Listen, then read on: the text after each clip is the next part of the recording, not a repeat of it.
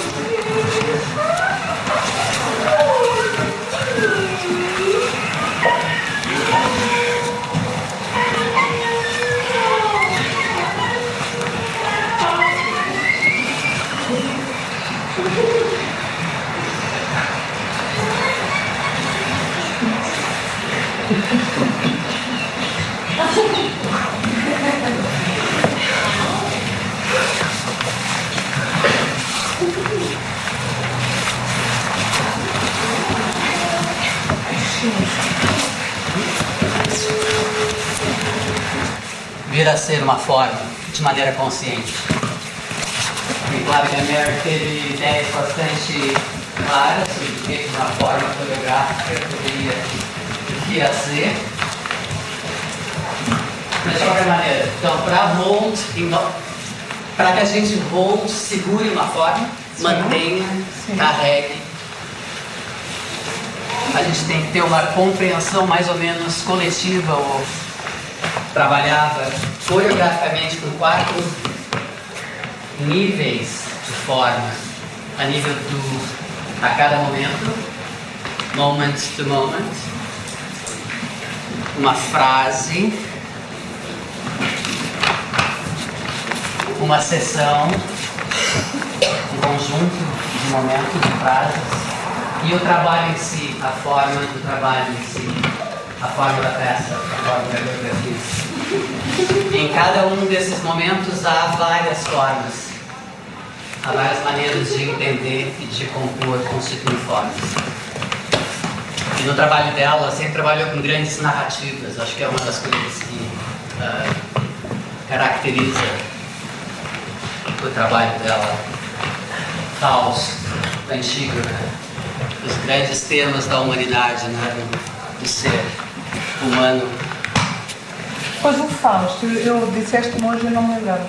O Fausto foi formado aqui em 93, exatamente no ano em que nasceu o Estado Comunitário.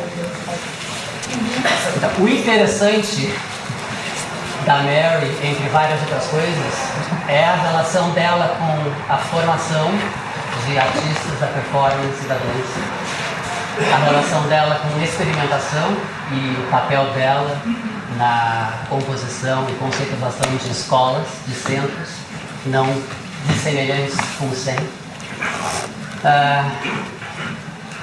Então tem um aspecto pioneiro do trabalho dela, que eu acho que se encontra aqui, mas as ideias dela são ideias de 30 anos.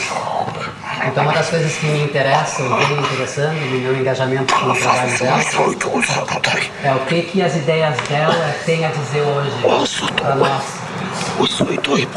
No caso de Fausto, 30 anos depois. Inclusive, anarquia responsável.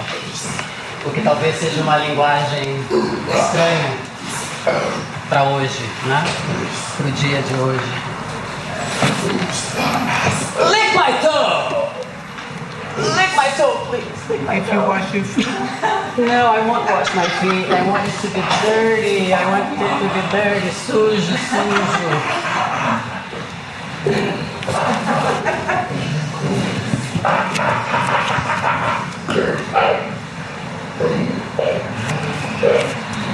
Ok, não vai lamber o meu pé. Essa forma foi negada. Ele não segurou a minha forma, a minha proposta de forma de lamber o pé. Ok.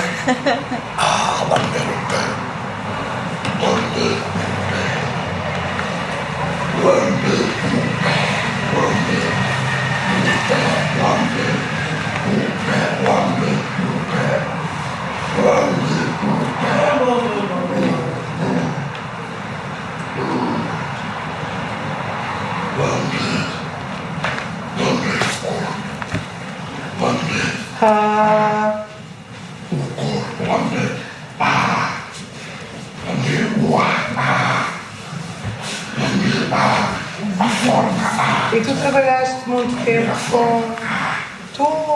mas pronto, aqui a Amélia também. Se calhar podíamos começar então, agora que já começamos.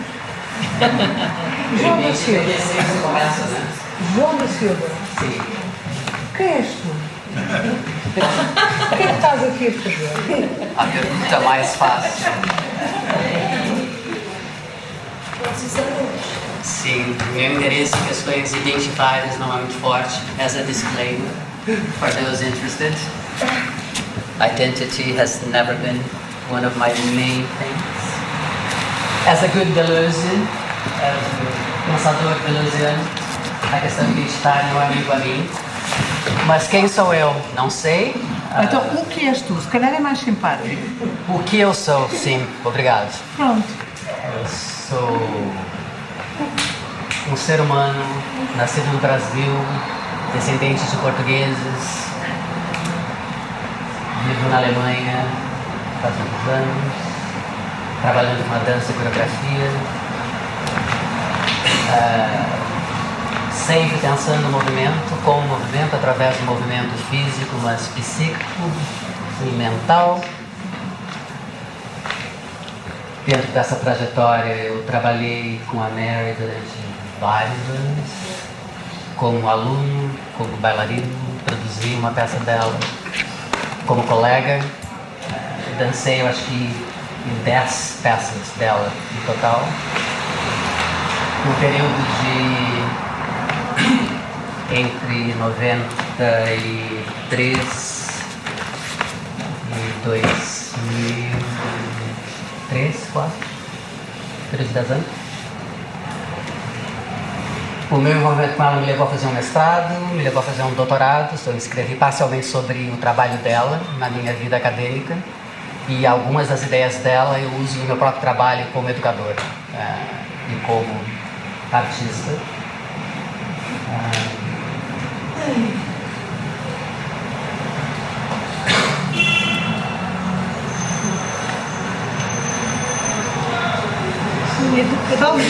Talvez fosse simpático também, não sei, alguém, o João, a Maria, o Peter, a Amélia, a Silvia, a Cristina, alguém trazer. Há muitas pessoas aqui que não sabem quem é Mary Fulkerson ou Donald. E eu ontem disse aqui em segredo, em alta voz em segredo, que esta comemoração dos 30 anos do Espaço Experimental são uma prenda com a Mary, uma prenda de agradecimento com a Mary, de respeito e de agradecimento.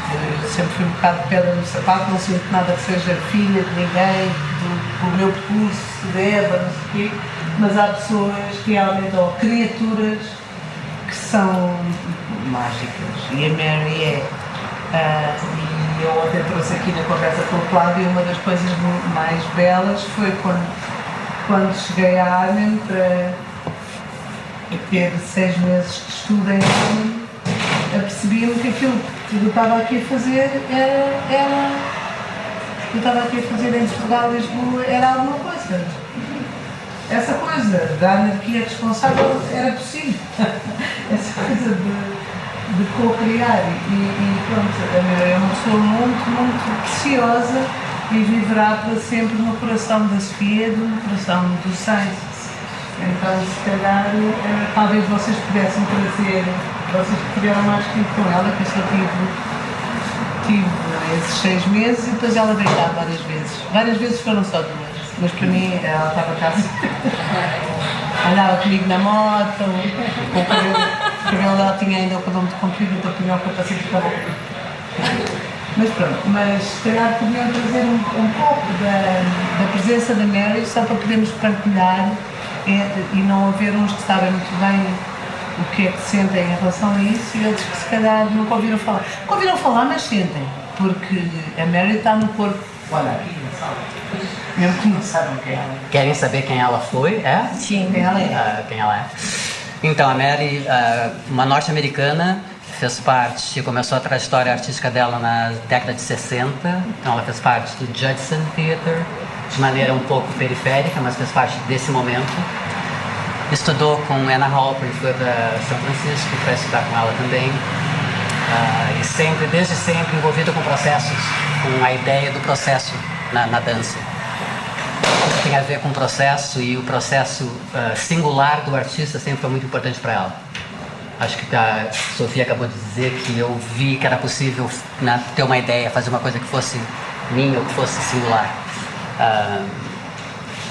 Depois disso, a Mary foi convidada para começar um curso de dança experimental em Dartington College of Arts, que é uma universidade bem seminal, bem importante. Inglaterra. Na história europeia, né? E ela trabalhou lá durante 14 anos. Através dela, várias figuras seminais como Steve Paxton vieram para a Europa para trazer o trabalho deles para a Europa, primeiro para a Inglaterra. Através desse contato na Inglaterra, foram depois para a Holanda, para onde a Mary foi. Então, ela, depois de 14 anos vivendo na Inglaterra, trabalhando em Dartington, aceitou um novo emprego na Holanda, que no começo ela trabalhou com SNDO, School for New Dance Development, em Amsterdã, mas nesse meio tempo a ideia de uma nova escola, de um novo centro em Arnhem, que é uma cidade a 1 hora de Amsterdã, bem pequenina. Então, depois de 2 anos vivendo e trabalhando em Amsterdã como uma espécie de co-direção professora, ela e Ato Corrêa começaram essa nova escola em Arnhem, em 1989. E onde ela trabalhou até 2007, quando ela se aposentou e voltou para os Estados Unidos, de onde ela vem. O quê? 2008. A Cília que sabe as coisas todas. Sim. E então, uma trajetória, ela sempre coreografou, sempre envolvida com o trabalho dela. Um trabalho que começou com vários solos, ela só trabalhou como solista durante muitos anos. E, na realidade, no começo dos anos 90, nessa escola em Arnhem, quando ela começou a fazer trabalhos em grupo. Então, Fausto, essa peça que a Sofia comentou, faz parte desse novo momento na trajetória artística dela. Claro que tinha a ver com Indarte, então, como ela é diretora dessa escola, ela criou festivais, trouxe convidados e fez também eventos coreográficos com grupos maiores de pessoas, mas a nível artístico, de assinatura coreográfica dela, sempre foram solos. E no começo da década de 90 que ela começou a pensar, através do trabalho dela como artista, através de grupos.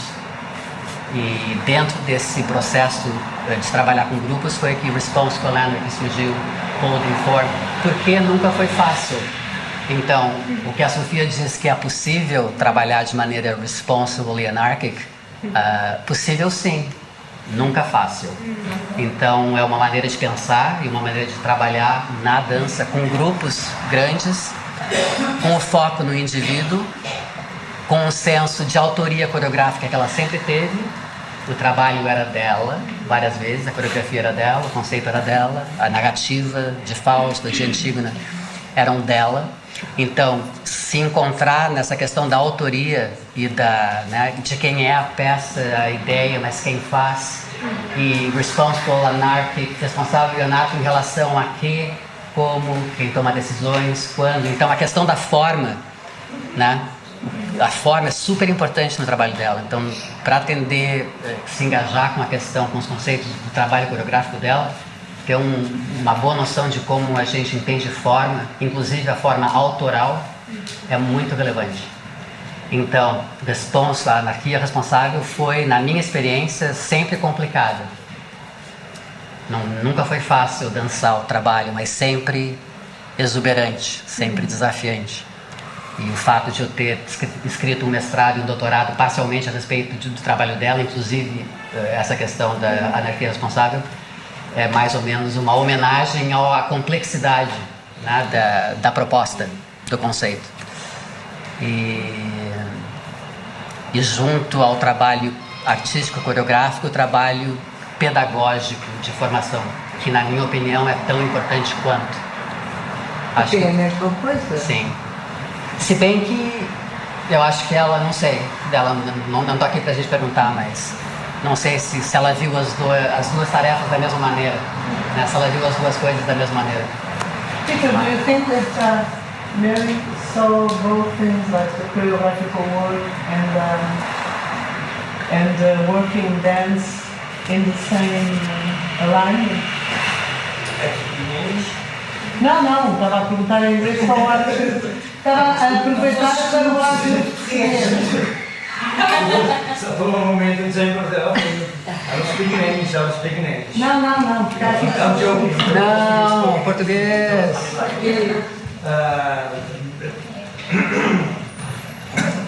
Minha relação com Mary é diferente de João.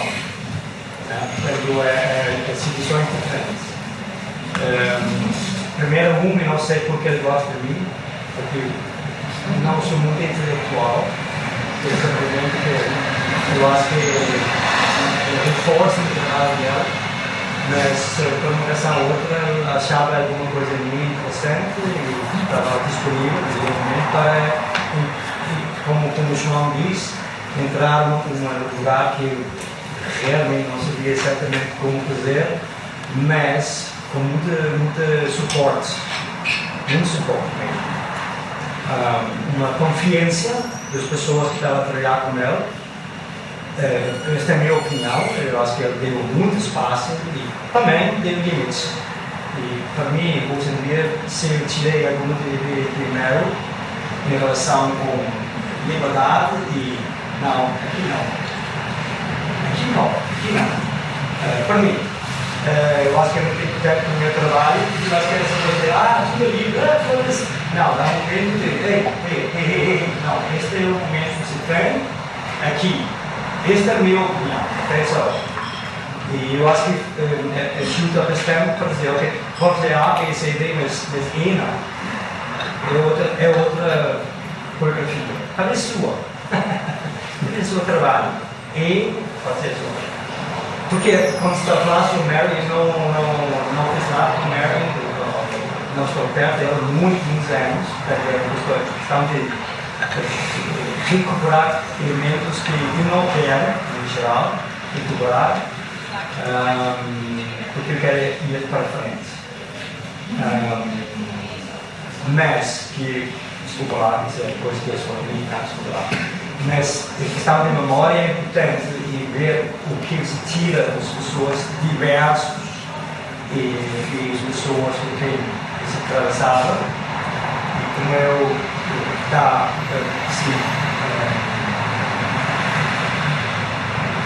faço meu caminho agora por mais de 30 anos e de repente não tem tanto a ver com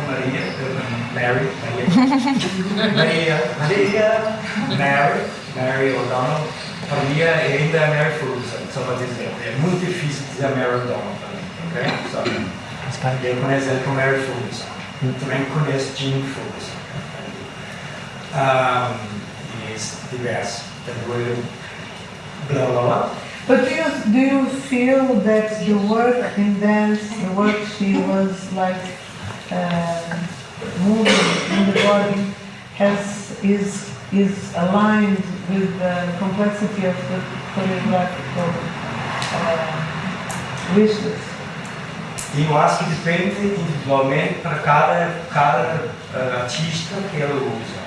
E da peça. Escolhe mesmo as pessoas para fazer certo consultar, vamos dizer, certo anarquismo. Eu acho que a escolha que Mary fez criar grupos de conflito para ver se é possível criar uma certa possibilidade, vamos dizer assim. Estou a falar mesmo de formação. Sim? Eu estava mesmo a falar de formação, a zona da formação dela. Sim. Mas eu acho que dependendo da pessoa e do trabalho da época, mais ou menos. Então, acho que o trabalho dela, para quem não sabe, ela é uma das fundadoras da Release Technique, uma das 4, 5 pessoas que na década de 60, começo de 70, estavam pensando em trabalhar com o corpo. A grande diferença no trabalho dela é que ela nunca se reduziu a imagens anatômicas. E ela sempre trabalhou com imagens psicológicas, espirituais e místicas. Eu acho que é uma das coisas que caracteriza o trabalho dela como professora de release e que a diferencia de vários outros professores da técnica de release, onde basicamente se concentra com partes do corpo e o release anatômico. E para ela esse era o começo incipiente de uma jornada de 1000 passos a mais. E então, dependendo do trabalho, do momento na formação de um aluno com quem ela estava trabalhando, podia ficar isso. Então, as composições iam ser mais abstratas ou mais físicas ou mais psicológicas, cheias de narrativas e conflitos, né?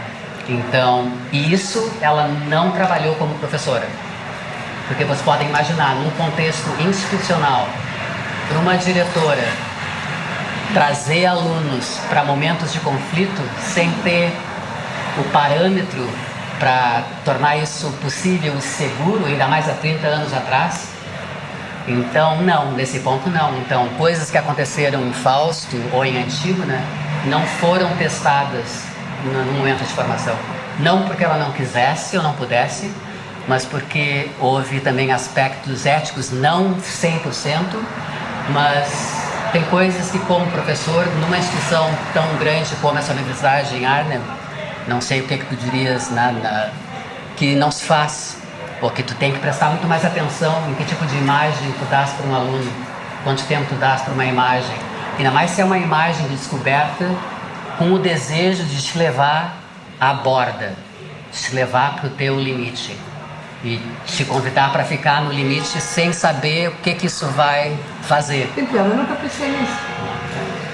Mas mesmo assim, eu tive em dois workshops dela em que ela trabalhou a Responsible Anarchy, o 17 Landscapes per Hour, mas ela balizou muito bem os territórios e depois experimentou tudo o que era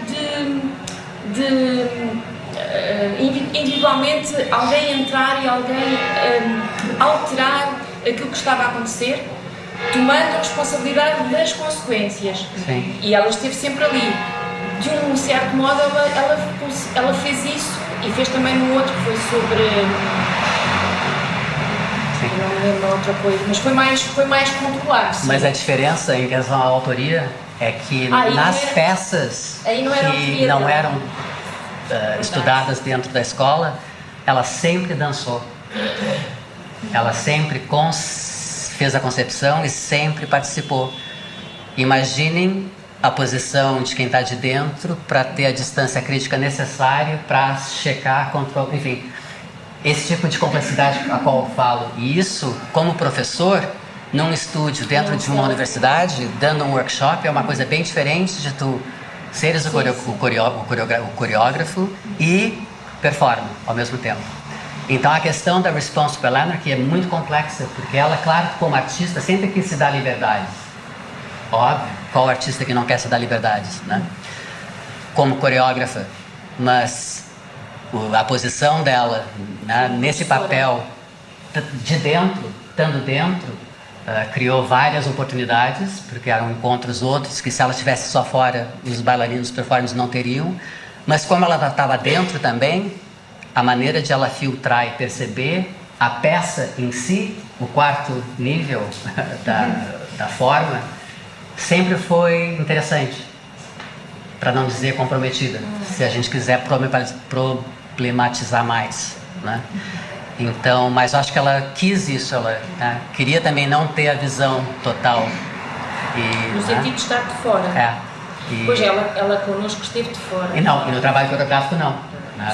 Ela sempre dançou, e o que é completamente diferente. A conversa é diferente. Então, sabe, como bailarino, como coreógrafo, mas o que tu acha disso? Né? Não vi. Eu estava fazendo a minha parte, eu estava upstage, né? Não percebi, não vi. Então, esse tipo de complexidade que no caso dos trabalhos de grupo sempre aconteceram. Às vezes de maneira mais amena e às vezes de maneira mais robusta. Porque ela sempre quis trabalhar com pessoas que tinham, acho que, uma personalidade forte. Com quereres e não quereres bastante óbvios. E conscientemente trazer a diferença, colocar a diferença na mesa. E Responsible Anarchy é um conceito que ela testou. Tanto é que o desenvolvimento de anarquia responsável é o que ela chamou de Ethical Reformation. Começa a pensar o que faz alguém ir da Responsible Anarchy para Ethical Reformation.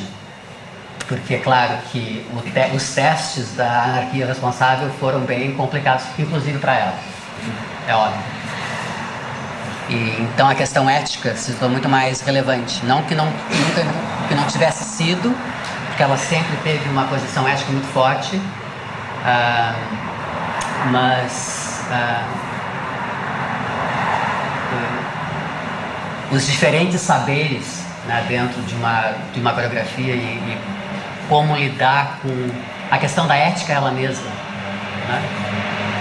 O que é a ética? É tu fingir que tu não sabe e te manter aberto para o encontro, para deixar que o encontro te diga o que a coisa é e o que isso implica, né? Então, não vou pensar nisso, não vou pensar naquilo, não vou pensar naquilo. Ou tu já trabalhar com ideias e normas específicas que para ti coreograficamente sejam relevantes, que no final das contas se mostraram como relevantes para ela. Tanto é que ela, não, isso eu não quero que aconteça. Tem uma certa abertura, mas até aqui. Então tu não vais machucar, tu pode ser anárquico, mas não que né, que o teu bailarino, que aquela outra pessoa dançando contigo não consiga performar no dia seguinte, porque se machucou, ficou, enfim. Mas isso levou tempo, é uma coisa que foi um processo para ela de pensar. Então a Anarquia Responsável foi, não é o final.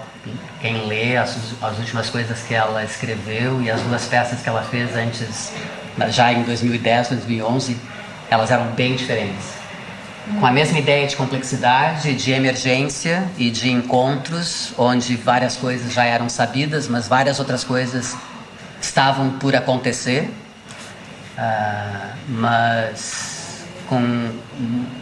Mas eu acho que não sei se tinha a ver com a nossa necessidade das pessoas que estavam trabalhando com ela naquela época, né? Não sei se, né, quem é que veio primeiro, a galinha ou o ovo, né? Se ela escolheu o performance, mas o trabalho no final da carreira dela foi bem diferente. A questão ética, talvez moralista quase, não sei. Isso não se faz. You don't do that. Says who? Quem é que diz que isso não se faz? Né? Por que não se faz? E onde não se faz? Né? Quando não se faz? Então é bem essa transição, né, da anarquia responsável e do que ela conseguiu fazer e aprender e testar e experimentar, literalmente, que coreograficamente era bem mais possível do que como uma pedagoga, como professora ou diretora de uma escola. Então, para terminar, então sim, mas bem diferente, com várias conexões, mas com stakes, como é que se diz, com stakes, com pesos bem diferentes, com posições bem diferentes. A stake, what is that stake? Vai com o jogo. Estás a dizer bifes. Bifes, com vários bifes. O jogo era diferente, eram 2 jogos diferentes. Posso só dizer uma coisa que me veio à cabeça?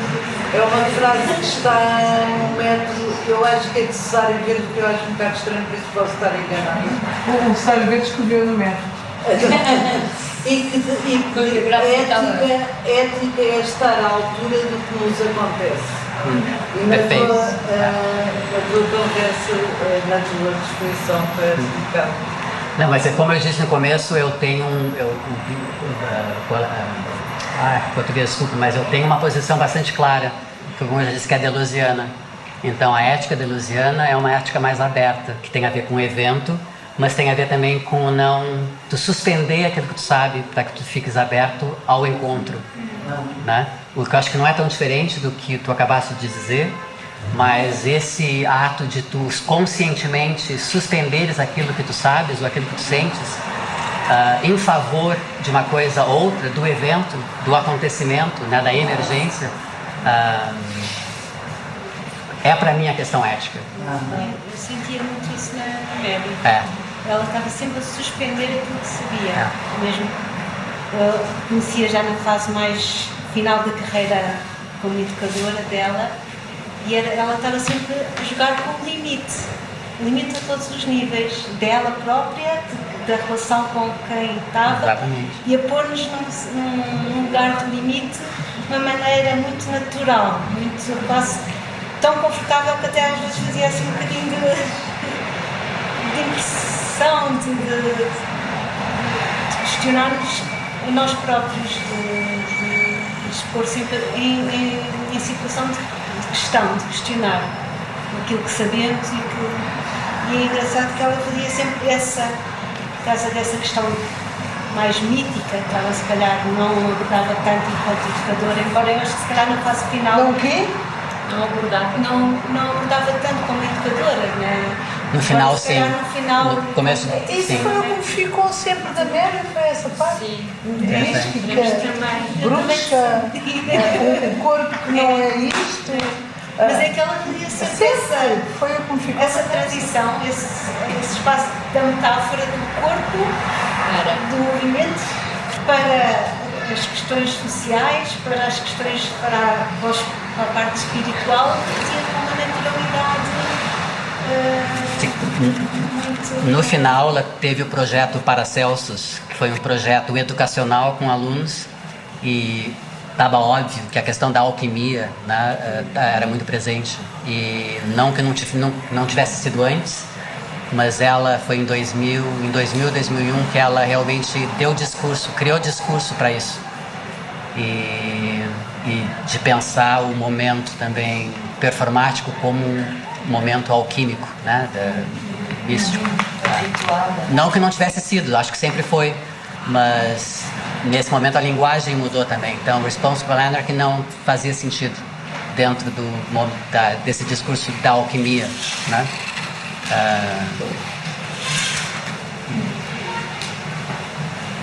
Se calhar ajudou mais, não é? Se calhar foi muito mais longe, porque já tinha alguns passos feitos com mais cuidado, conseguiu ao longo do tempo mudar. Como é que ela usava isso da alquimia? Porque é curiosa, não conhecia essa vertente. Eu acho que no caso... Perguntei esta história da alquimia, como é que ela usava isso?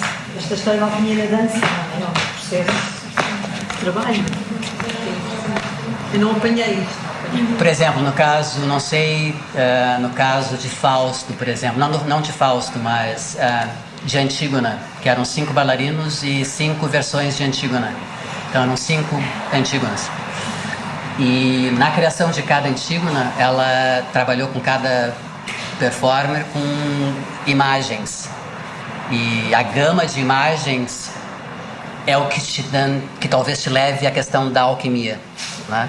O que ela estava te convidando a pensar e como pensar o corpo e o movimento. Então, desde a coisa super material, se a imagem era, por exemplo, um atleta, se tu pensa, né, na história de Antígona, ou a questão mais imaterial, né? O que vem a ser, como que o imaterial se manifesta, né, com o corpo em cena. E nesse processo de descoberta e de pesquisa é que pensar o movimento de outra maneira se tornou super importante.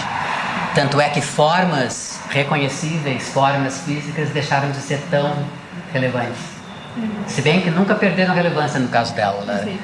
Acho que uma das coisas dentro do trabalho educativo dela é que, mesmo sendo uma pessoa vindo de processos pioneiros de inovação, ela nunca mostrou ranço nenhum com a tradição, inclusive da dança. Inclusive da dança. Então, Ranço no sentido de rancor, não, no meu caso, né, eu tive formação clássica e fui atleta. Então o pé é assim, né, então o músculo era assim. E dentro desse contexto mais experimental, de uma certa compreensão do que vem a ser a release technique, ela com certeza foi um dos professores que nunca caiu nessa armadilha.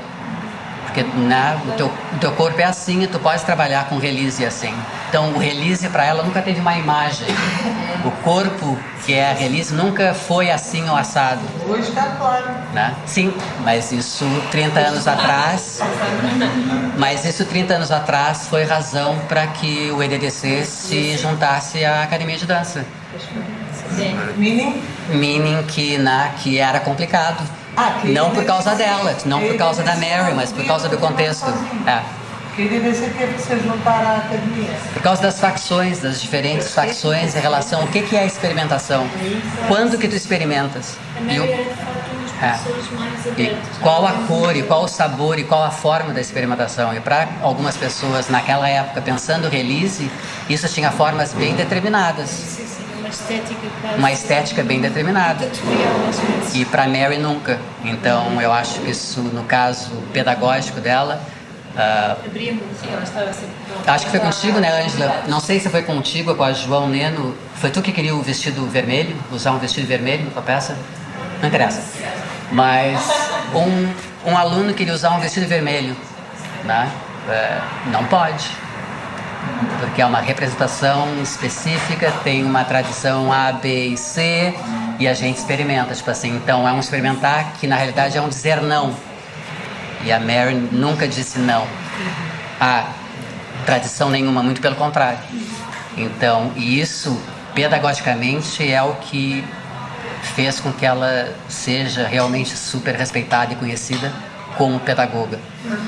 Eu quando conheci a Mary em Copês, porque eu já conhecia a Mary via a Amélia e a Rita, fui fazer uma aula dela, porque eu fui para lá fazer os tais 6 meses sempre, fazer uma aula dela, e ela estava com a Maria da ginástica acrobática. Sim. E eu pensava que ia para o meio do release e não sei o quê, era só abdominais e pressa.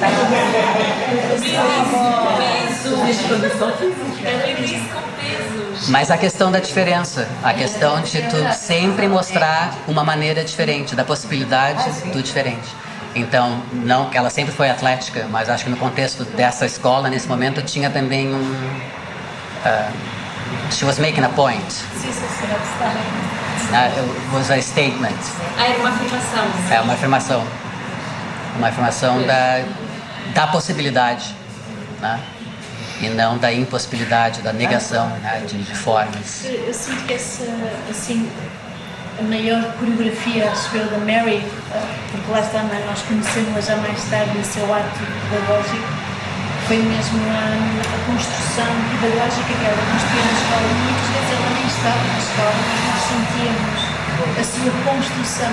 E realmente a construção da Mary era uma construção aberta, era uma construção que conseguia adotar todos os corpos tão diferentes, que nós éramos tão diferentes uns dos outros, né? Com ginastas, clássico, não clássico. Realmente esse caminho, depois mais tarde eu consegui reconhecer a maior coreografia da Mary, de facto, esse caminho pedagógico.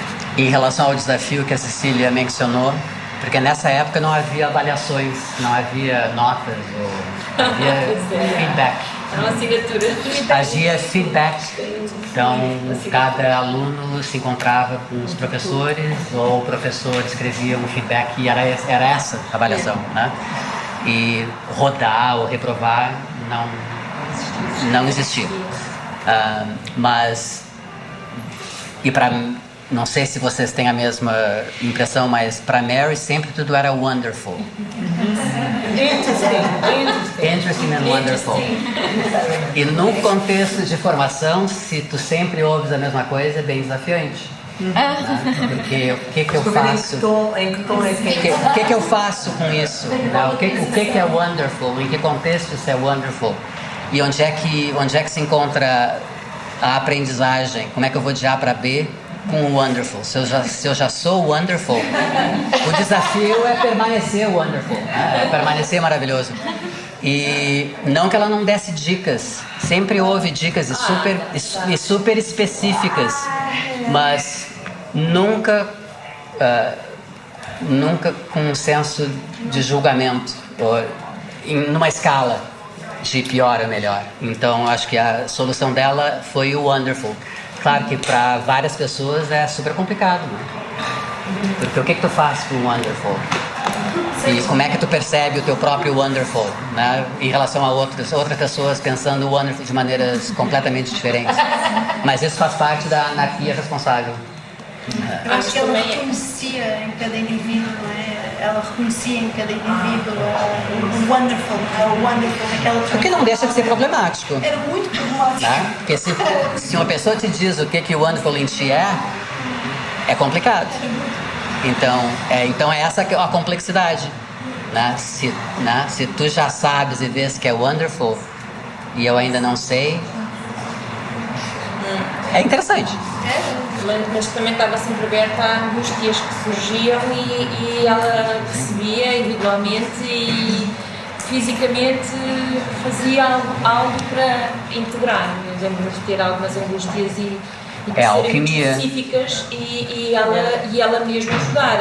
Sei lá, fazer uma cambalhota por cima do ombro, nem que seja uma coisa tão simples. É alquimia. Sim, o lado mais concreto alquímico, né? De como tu... Eu gostava de ouvir onde é que aquilo que foi aventanado vive em vocês. Eu tenho algum problema com a coisa do passado, mas isso é um problema psiquiátrico que eu tenho que tratar.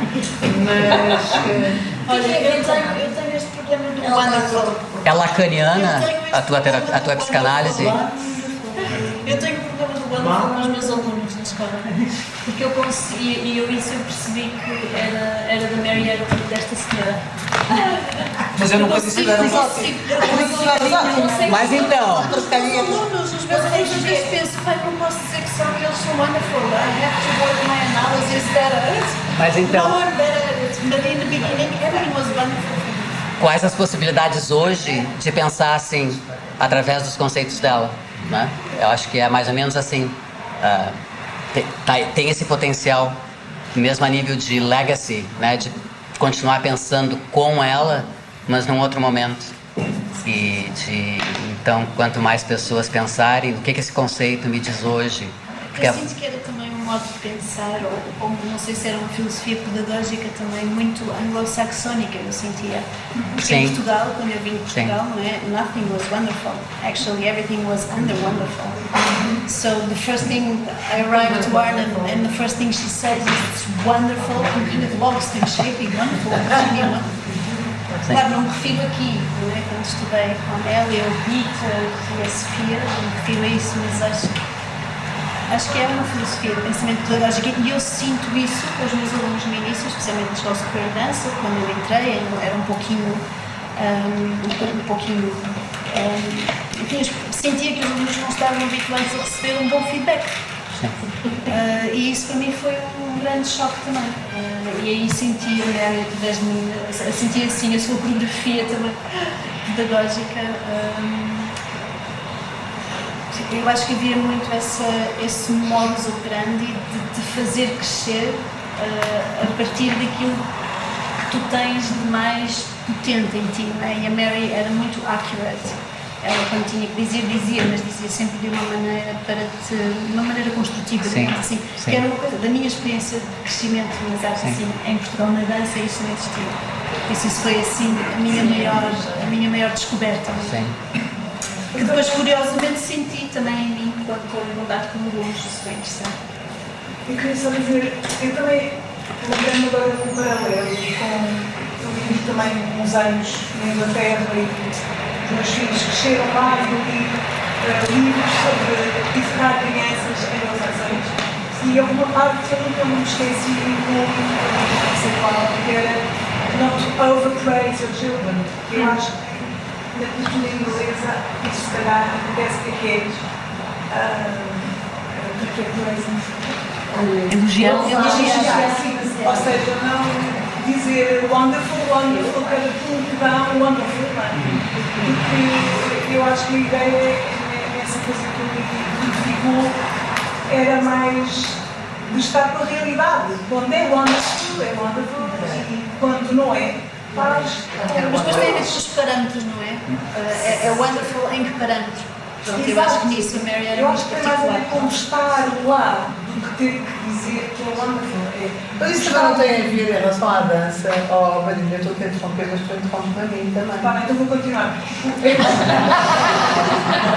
Acho que estar lá com, neste caso, as crianças, acho que em vez de estar a dar muito wonderful, porque também as crianças, agora por falar nas crianças, mas acho que se aplica também aqui, é que as pessoas também aprendem que não são perfeitas, não é? Defeitos nas crianças de wonderful ones é o design, e que elas acham que são o centro do mundo, e é o que estavas a dizer, porque então eu tenho que fazer mais, não é? Além de ser maravilhoso. Eu acho que no caso dela, tu, como artista, tu não precisar dos outros para chegar a uma conclusão do que é bom para ti. Eu acho que esse é o resultado. De tu saberes o bastante sobre os teus próprios termos de qualidade. Né? Como que tu, como artista, lidas com as questões qualitativas. O que é qualidade no teu trabalho? Eu acho que o fato de ela se manter nesse nível de wonderful, uma das consequências é tu ser forçado a te perguntar, mas o que é wonderful nos meus termos, no meu corpo, no meu trabalho artístico? Isso não tem preço, principalmente com que a anarquia responsável no momento já avançado do neoliberalismo, né?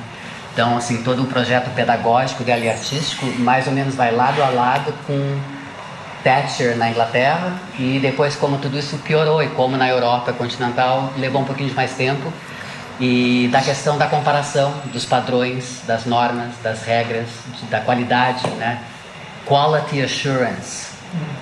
E quem trabalha em instituições, universidades, sabe exatamente do problema, né, da responsabilidade de teres que manter a qualidade de um curso, de uma coisa, sabendo que tu vai estar sempre trabalhando com a norma.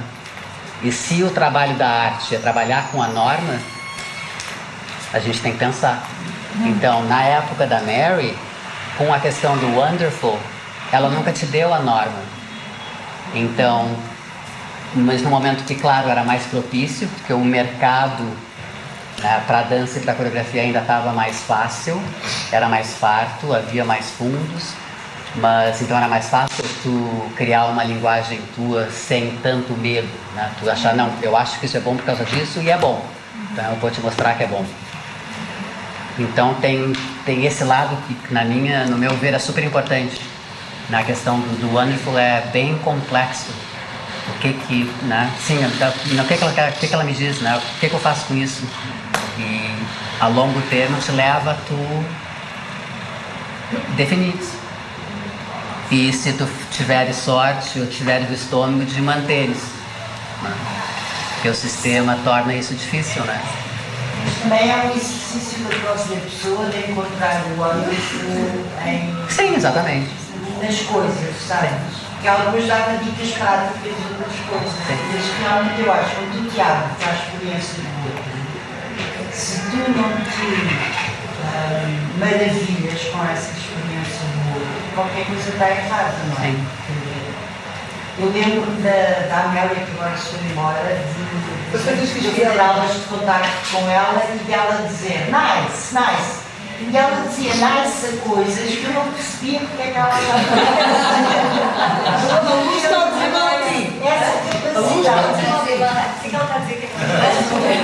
essa capacidade de encontrar o nice em coisas que eu não via o nice ensinou-me a mim imensas coisas e de olhar para as pessoas e de tentar perceber o ponto de vista dela porque é que ela achava nice aquilo. Portanto, e a partir daí comecei a pensar nestas coisas e outras, comecei a pensar que realmente se eu não me surpreendo nem maravilho com o outro, o que é que eu estou a fazer nesta vida e nesta profissão. Mas pronto, eu queria voltar à anarquia responsável que me interessa bastante. Também a minha experiência foi curta com a dança, com a composição em tempo real. E uma das coisas que eu senti que foi muito importante para mim, eu sou daquela geração que fazíamos trabalhos coletivos e depois aquilo não dava resultado, porque havia o ensinador, havia sempre um que era ensinador. A experiência foi curta com a dança. Não, mas assim fez a vida toda, fez a vida toda. Mas a ideia da responsabilidade, percebes? Que eu acho muito importante.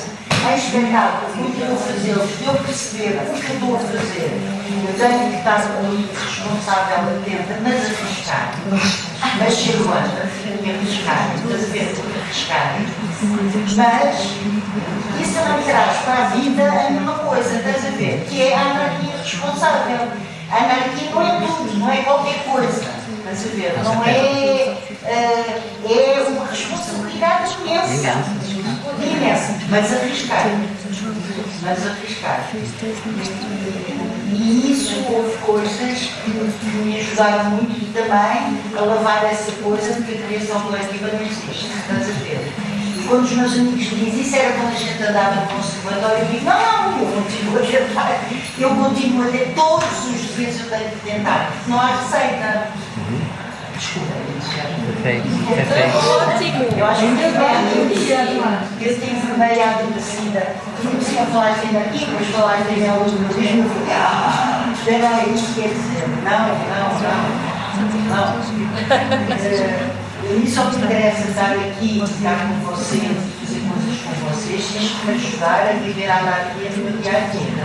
Eu sou responsável por mim, pela existência das pessoas à minha volta. Quis dizer, vocês podem existir, ao pé de mim podem existir. Mas eles estavam ao pôr, não é?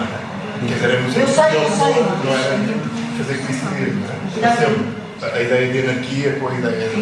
Ou seja, no fundo, a anarquia responsável, apesar do neoliberalismo.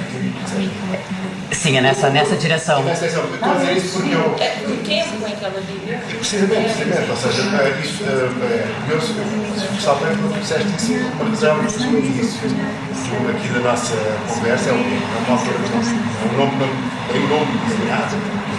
Eu sei o que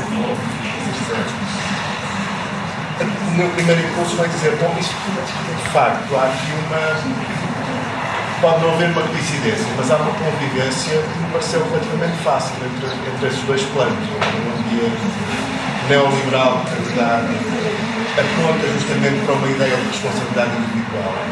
Portanto, no fundo, Posso só pedir uma coisa? Nós estamos a documentar em gravação também, portanto, as pessoas que tiverem imensa necessidade de estar a falar ao mesmo tempo que eu consigo entender perfeitamente, podem ir falar cá ali para fora.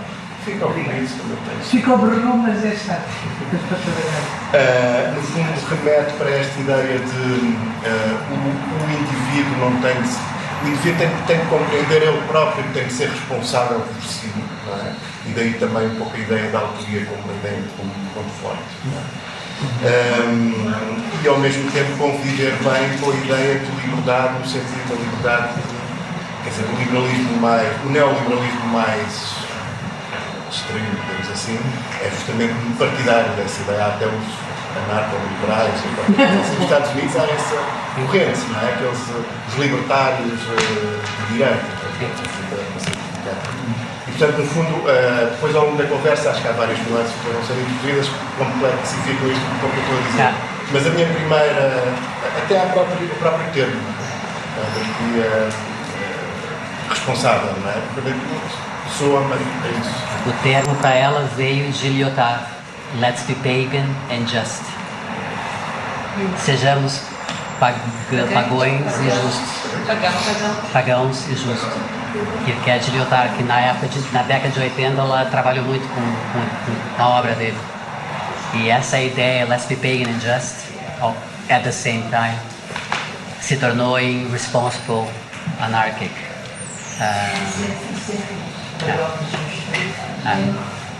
Eu acho que hoje em dia paganism and justice caem de maneira diferente. Tem alguma coisa a ver com responsabilidade anárquica e ideias de liberdade do indivíduo que são realmente de 30 anos atrás, eu acho. Então, cada vez que eu trabalho com essas ideias, com pessoas hoje, ou alunos hoje, pessoas mais novas, há um processo de tradução que é super necessário, né? Ideias de como entrar em dissent, né? Dissenso, da discórdia. Então há outros termos, acho que a Responsible Anarchy faz parte de uma cluster que inclui termos mais contemporâneos hoje.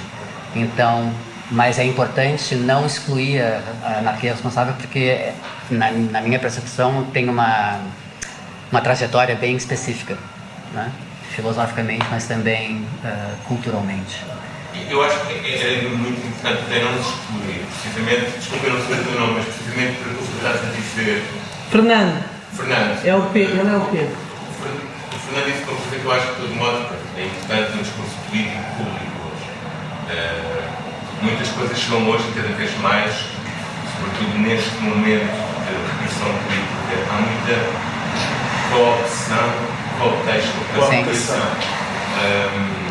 E, de facto, o discurso de responsabilidade não é um discurso neoliberal por natureza, como um discurso por natureza e ao contexto. Sim. E o discurso de responsabilidade é muito importante. E, apesar de ter sido cooptado pelo neoliberalismo, pelo liberalismo desde o século XVIII, tudo mais, não é o único discurso de responsabilidade que nós temos na sociedade ocidental e nas sociedades do mundo.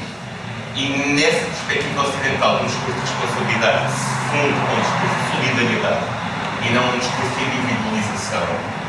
E acho que essa diferença é muito importante. E se nos lembrarmos que, historicamente, os anarcos eram os comunistas do século XX, qualquer discurso político de um bom liberal do século XIX, falava dos anarcos como aquilo que se tem que plantar na sociedade. A psiquiatria do século XIX usou a ideia do monstro a partir exatamente da ideia do monstro política do anarca.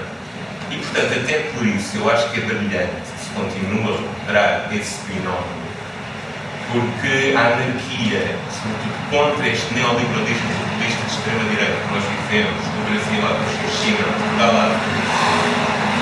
E já que o espaço experimental é um espaço de trabalho social, é bom não perdermos de vista e irmos por essa outra linha que é agora a responsabilidade é uma merda que não se pode dizer. Deve-se dizer, a responsabilidade é importantíssima. Se quiserem, pensemos então na responsabilidade que acontece na experimentação sadomaso. Pensemos nessa responsabilidade que dizemos. Obviamente seria outra maneira de pensar a responsabilidade da mestra dos professores. Sim, sim. Perfeito. É fácil, não é? Não, perfeito, perfeito. Não estamos a olhar para Perfeito. ti, estamos a olhar para o pensamento que tu fizeste aqui no mar. Mas é exatamente isso. Isso é que é lindo. Eu queria dizer aí também uma coisa que me ocorreu quando vocês estavam a falar da anarquia responsável e que tem a ver com a questão do caos. A aventura é diferente, mas eu queria perguntar isso. Portanto, eu acho que nós também temos por vezes um bocadinho de receio de falar no caos, quando o caos é justamente gerador de forças. E essa força que o caos tem é muito interessante, esta palavra é difícil, interessante. Enfim, mas é muito estimulante e muito perigosa ao mesmo tempo.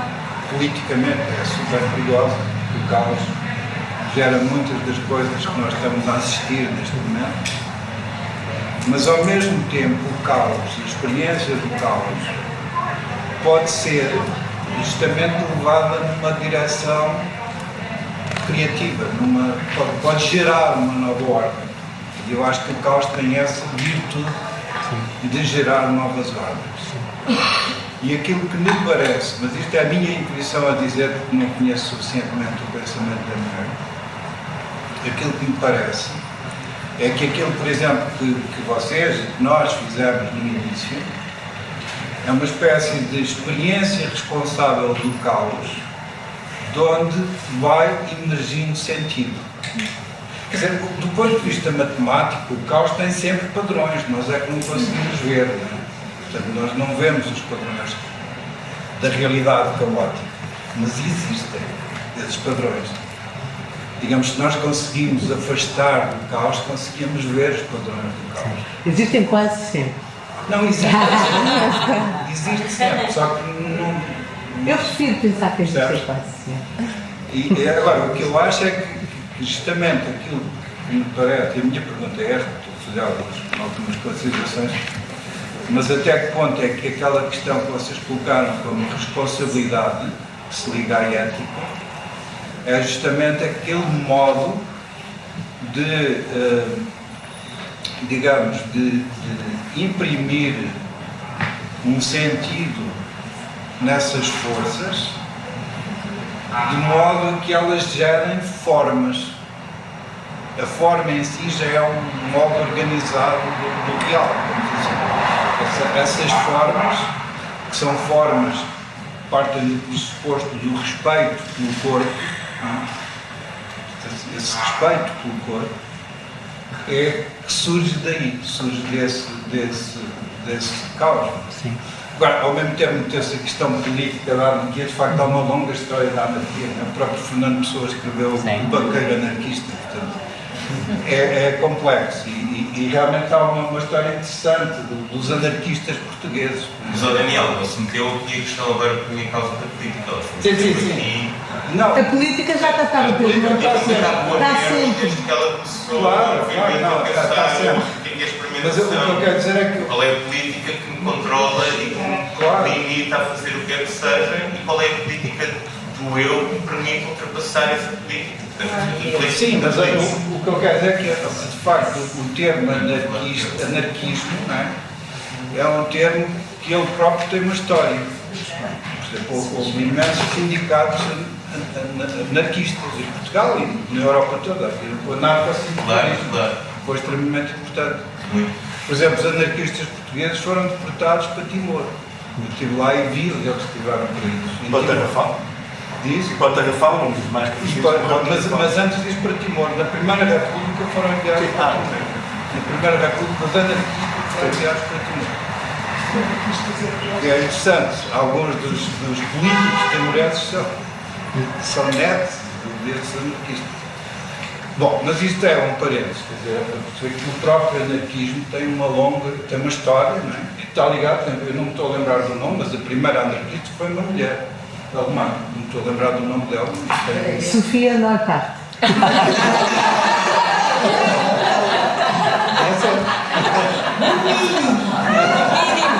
Alemã.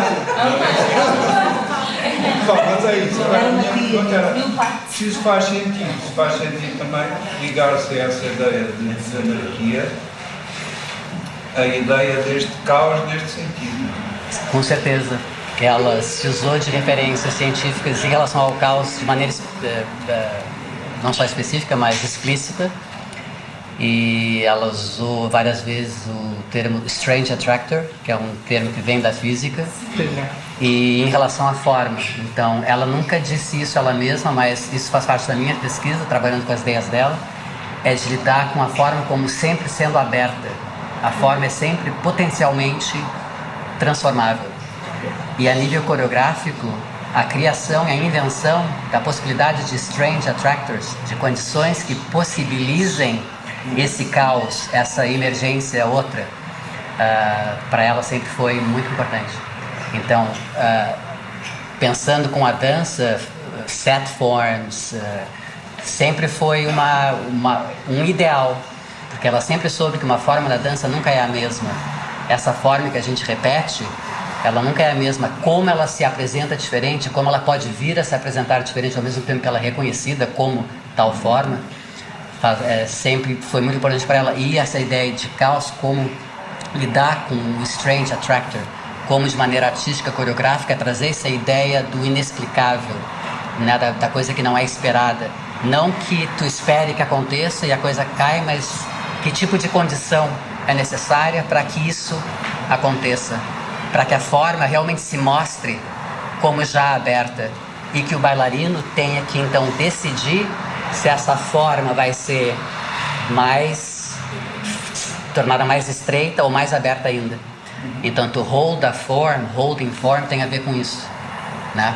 Com a potência de toda a forma de não ser ela mesma, como a gente a vê, né? E claro que tem algumas coisas são mais intuitivas, que a gente vê que a coisa se transforma, uma pedra. É só que a temporalidade da mudança da pedra é muito mais lenta e o olho não vê, mas isso não quer dizer que a pedra esteja se transformando.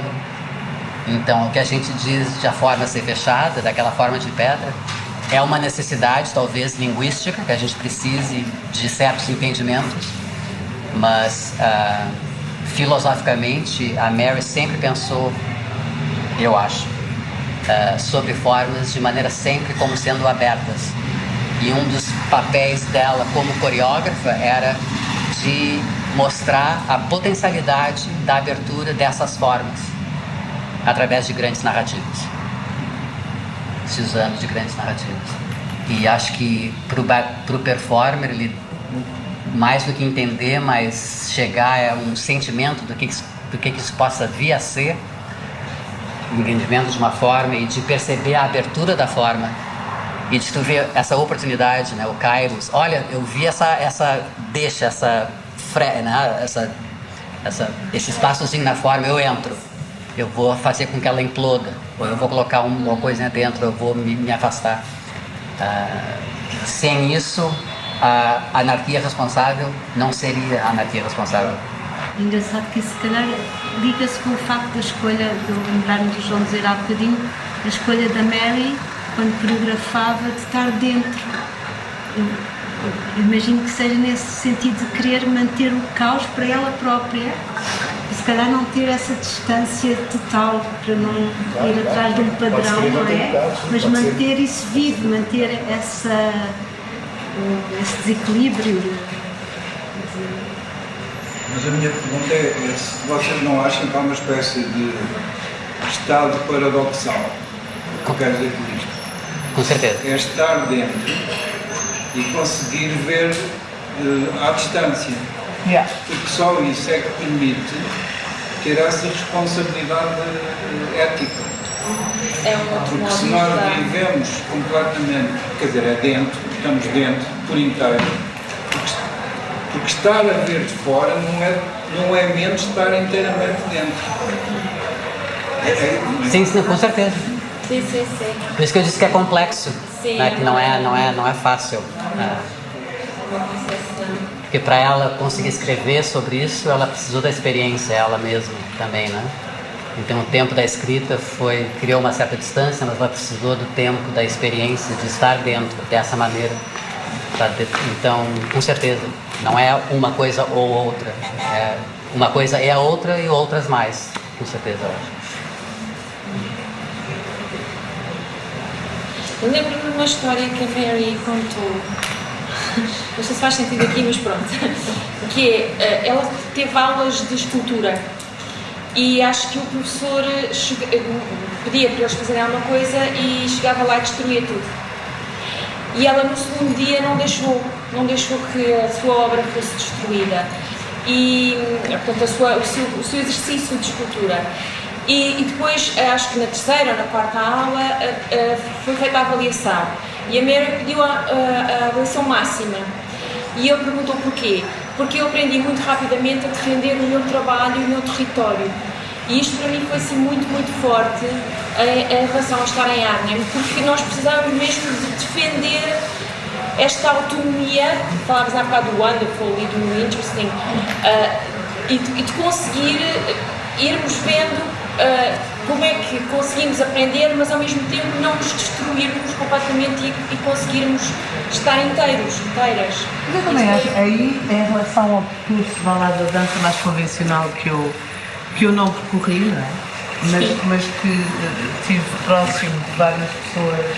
Convencional no sentido de dança clássica percorri bastante, mas nunca tive em escolas, portanto nunca tive essa coisa de estar a ser oprimida por uma escola que me dizia que eu tinha que fazer alguma coisa. Mas eu sinto que essa coisa eu por acaso ficou muito mais o interesting do que o wonderful, mas tu tiveste muito mais tempo com ela, portanto se calhar era mais wonderful, mas eu fiquei, pronto. Mas acho que tem a ver com tu não partires da desconfiança. Nem de ti, nem dos outros. Portanto, esse chão que eu diria de amor, se quiserem, se calhar é piroso, wonderful, interesting, assim, não é uma coisa que te põe em competição contigo próprio ou em competição com os outros. E na dança, como a gente sabe, não é? Bom, na vida, essa coisa da competição está muito presente. Portanto, como é que tu partes da confiança? É que cai logo por terra uma série de formas de estar que não ecoam, não ressoam aí. Se tu partes da confiança, há muita coisa que já não serve, não entra, não atravessa dessa forma. E isso para mim é fundamental.